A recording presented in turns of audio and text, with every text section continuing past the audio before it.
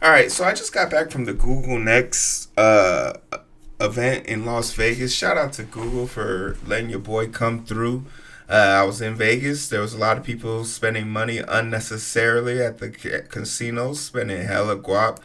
And it was one of the craziest things because I was sitting at a blackjack table. I was doing it was it was a $10 buy-in, and they increased it to 20. And I was cool with that. I was hanging with the big dogs. In fact, at one point they increased it to 100, and I was still rolling with the big dogs. I was doing good. I'm plus 8-4 for 458 or 450 on the night. I'm doing good. I used 30 to make 400. I'm good. But when they started anteing up to 1,000 and doing side bets on the side, I was just like, nah, man, I can't do it because, you know, the CTO or the CFO of my company loses a few $1,000s. You know what that means? That means, little Timmy can't go to Barbados. They can't go to Barbados, but they can still go to St. Lucia's. That means instead of going to Colombia, they gotta go to Belize. They still can do it. I don't have it, and when you messing around with people like that, it's hard to trust them. So it's no shock to me or chagrin to me when people who have to succumb to AI find it hard to deal with it because the people who are in charge of it seem kind of sus.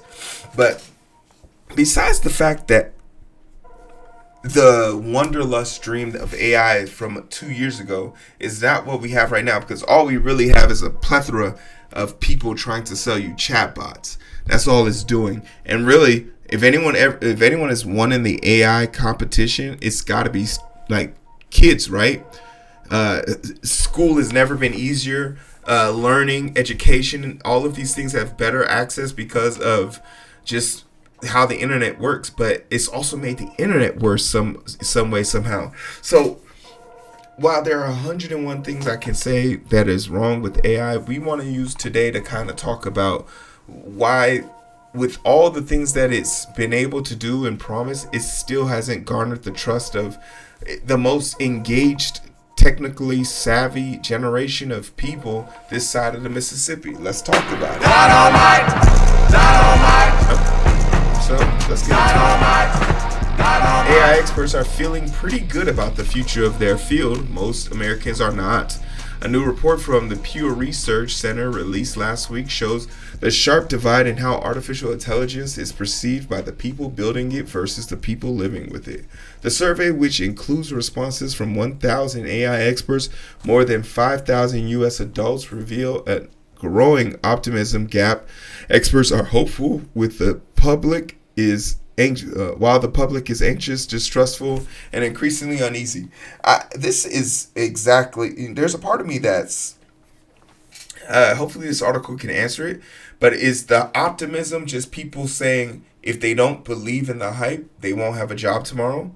Because anyone who knows how to write anybody that, if you have amateur programming skills, if you can write a simple graphing calculator plus minus, you understand if else statements and loops and whiles, and if you understand how to do the basic OOP of programming language, you know where the gimmick is in this, and that a bunch of if statements is really what you need, right? Some parameters, a few APIs, right? So is it a bunch of people who smelling roses and don't think they smell like boo-boo? Or is it the fact that the people who don't understand something are just afraid of it because you fear what you don't understand? This is a trope as old as time, right? We almost let the first spark of fire go out because we didn't understand what it could do, right? We saw this yellow glowing thing and we touched it and it hurt us, and our immediate instinct was to destroy it, not knowing the leaps we made because we were able to capture it, right? Roughly 3/4 of AI experts think that technology will benefit them personally. So this is smelling their roses. They think it's going to help them. Only a quarter of the public says the same. Experts believe AI make jobs better. The public thinks it takes them away. This is absolutely, there's no question about it. If an AI robot can do your job, you are going to have your job taken. Period. There is no, it's nice to have human reactions, because everyone's screaming about coming back into the office, except that you notice how that talking point has gone away. They don't want you to come back to the office anymore. You want to know why? Because if they could figure out how to make a robot replace you, they could sell that building. They won't need the building because the robot can work in the cloud. But the other day I saw a video of a robot doing cinematography, basically filming a car commercial. So cinematographers are just shit. If you're not the principal, all your leg work and all your hand work, all your excess workers are going to be robots and drones. I'm surprised drones haven't started taking over camera guy positions. If you want to be a camera guy in the future, you might want to learn how to operate drones. Cinematography, better learn how to understand robot lingo, ones and zeros. Even basic trust in the system is fractured. More than half of both groups say that they want control over how AI is used in their lives, and a majority say that they don't trust the government or private companies to regulate it responsibly. Yeah, because the average age of our sitting elected official is like 60 years old, and we know, like, who's going to trust Mark Zuckerberg?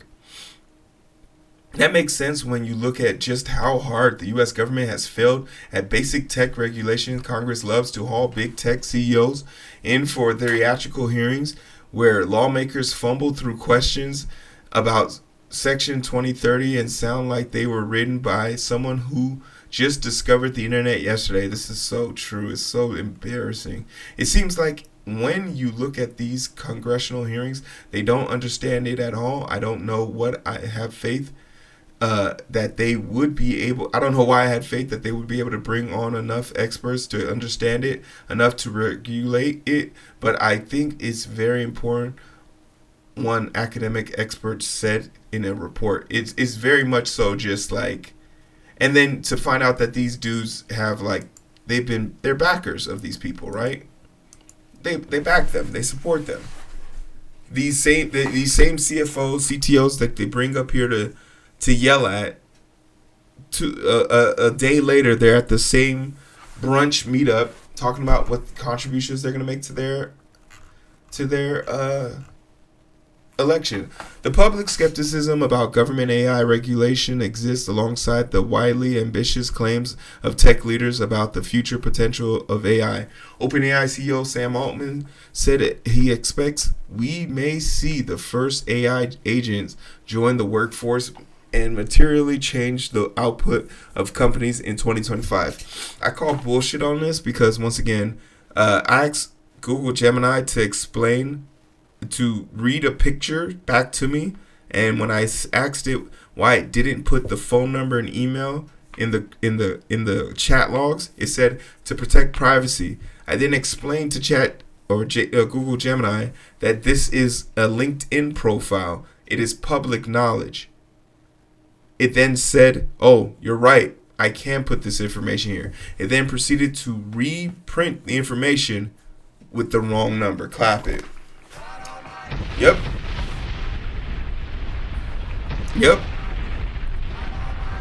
Just 2 degrees of hard thinking. For what? Right? So yeah, there's that. There's absolutely that. There's a gender split to male AI experts as are far more likely than women to say they feel optimistic about personally excited about AI, because men want to fuck the AI.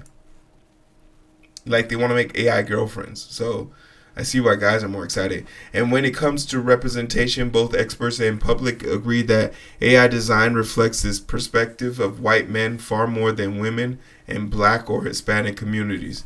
Unless you're Google Gemini, then you can make George Washington white. So that's great.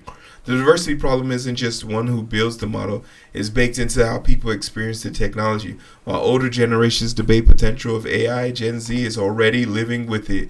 And a separate study released this week by Gallup and the Walton Family Foundation finds that Gen Z is highly engaged with AI tools like ChatGPT and Copilot. 79% report using them, and almost half do weekly. But it doesn't mean they trust it. In fact, Gen Z is more likely to say AI makes them feel anxious, 41%, than excited, 36%. Just 27% it makes them feel hopeful. Yeah, another thing is Gen Z is extremely good at detecting when things are fake. The amount of times I see people comment on fake girls' pictures and say, "Oh, you look gorgeous," and I'm like, these horny, lonely men don't know that this isn't a real person. It's crazy. And they have whole Instagram pages dedicated to these fake girls, these fake AI generated girls being ran by literal dudes in India to just get you to click and get the ad revenue. Gen Z, they don't trust the government. They don't trust big tech companies. They don't trust the news. Zach said, another Gallup report told The Verge, Gen Z recognizes AI will shape their future jobs and learning, but they are weary of the effects. Nearly half think that AI will harm their ability to think critically. And while most believe AI can help them work and learn more efficiently, only a third of the Generation Z workers trust work done with or by AI as much as human output. This is interesting because they don't trust anybody, but they literally won't trust a robot either. So who does Gen Z trust? TikTok? Gen Z only trusts TikTok. That's for sure. Schools and workplaces aren't helping much either. Most Gen Z students say their school lack clear AI policies, and over half of the Gen Z workers report the same about their employers. Yeah, there is no policy against using AI at my job. In fact, we use it pretty frequently when we code. That was one thing that was really shocking to me, how much the senior engineers, junior devs, everyone uses AI to code.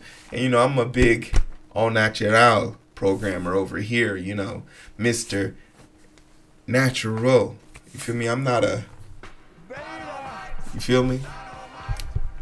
I'm not going that way. I'm not going the easy way.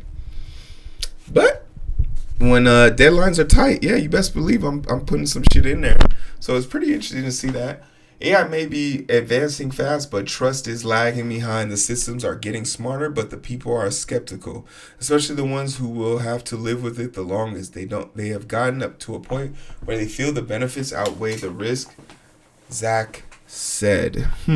This is a great article, and it talks about the inflection points that we're going to experience while dealing with AI. And just the generation that'll come to it, because this generation Gen Z will experience it the most. Millennials like me, who have a good idea of how it works, but I am by no stretch of the imagination the average millennial. My scope and perspective on politics, life, and just my overall knowledge and my travel makes me on the upper echelons of understanding these complex things that just people are just not absorbed with. So I get that aspect of it, but very much so we won't be able to see this show, because if you've done any amount of research in this, back in the 1950s, they thought they cracked the code on Gen Z, AI back then, and the issue that they ran into was, the physical media can't compute. There are two gauges of things, and everything, the fastest information could travel is the speed of light. And the mediums we have, that means the hardware, is by no stretch not even close to being able to captivate or contain that. And there's talks about this liquid version that's still years in the making before it can actually be put into a commercial hand in a cell phone, right? So it's the hardware that's holding AI back. If anything, we just don't have the hardware. And maybe if we didn't have all these rules against China, because with the DeepSeek, they managed to do what Nvidia couldn't do with something Nvidia made, right? So it's very telling about that. But I'm super curious to know what you guys think. Let me know. What's your meter on this? Because I always, whenever someone asks me a question in the family group chat and they put in the chat GPT and it comes out wrong, I just look at them and my parents and say, stop doing that. Stop asking me a question and checking with chat GPT. Either check in with me or check in with chat GPT, but you can't do both. You feel me? But that's just me being, I guess, a millennial son. Let me know what you guys think. Like, share, and subscribe.